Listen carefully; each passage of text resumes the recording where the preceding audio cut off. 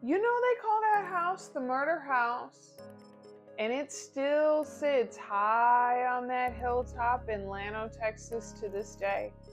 But what if I told you that beneath all that glitz and glamour lied unknown stories of people who had passed on that property? Greed, poison, and a pact to never marry. All right, let's go on down to Llano, Texas, y'all. Construction began on this house originally in the 1880s, but it wasn't finished until 1904 when it made its big grand debut as the Texas Sanitarium Center for Tuberculosis. Yes, you heard me right. There were all sorts of tents across this whole entire property that were tending to clientele who were suffering from tuberculosis. And we know that even back then they did not have a cure for tuberculosis. So there were untold numbers of deaths that happened right here on this property. And in 1915, it became home to the Norton family, which included Tom, Mary, and their 5 daughters that they basically had, for all intents and purposes, like a Victorian dream lifestyle.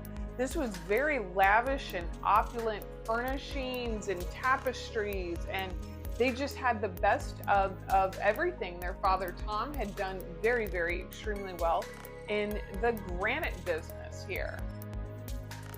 Now, the Nortons were known for a few things in the county already. They were known, one, as very good philanthropists that wanted to help out the community that they were involved in, and 2, something even rarer than granite, what the women were known for, and that was their fierce independence, because they were known for their sharp tongues and their wit of mind.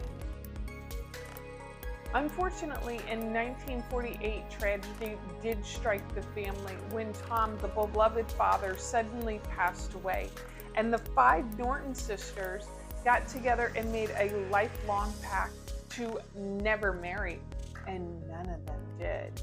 I surmise it was to the fact of maybe the married life did not suit their attitudes very well, which I'd like to say, good for you, girls. Yeah. Now, fast forward a couple of decades, and we have the sister Catherine and Cordelia were the surviving sisters of the family.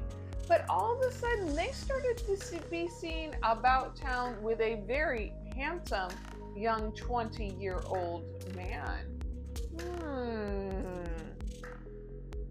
Keep in mind here, these women were single, and they were some of the most wealthy and influential women in the county. By 1987, this guy, Tim, had wormed his way fully into the Norton sisters' lives in every facet, being seen about town with them everywhere, going to doctor's appointments, grocery store, social events, you name it, and he was by their side. But mysteriously, in February of 1988, both of the surviving Norton sisters passed away within 1 day of each other. Oh, yes. And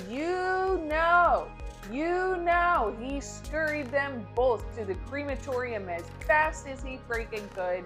And then he picked up the phone immediately, trying to look in to see what the will had for him. But here's where it even gets a little bit darker. Tim had indeed poisoned them with arsenic, but they weren't the only victims he had targeted. He had targeted another family called the Nobles, and he had also completed his dastardly deed within that family as well. But thankfully, all the evidence was piling up pretty darn quickly, and the Texas Rangers soon caught up with Tim. With an overwhelming mound of evidence, Tim was convicted to well over 85 years in prison for all of his crimes that took place. But here is kind of the sweet karma scoop for this, is that within the sisters' estate wills is nothing for him at all. Even after all of those years, there was nothing for good old Tim in the will. Matter of fact, their estate money was left to the city cemetery and multiple other charities that they found near and dear to their heart.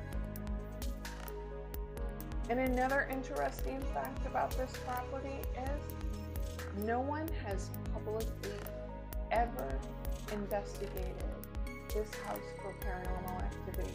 So are the sisters still there? Are patients who once roamed that property hoping for a cure for tuberculosis, are they still there? Will we ever know? Would you go here? Would you stay here with me? Let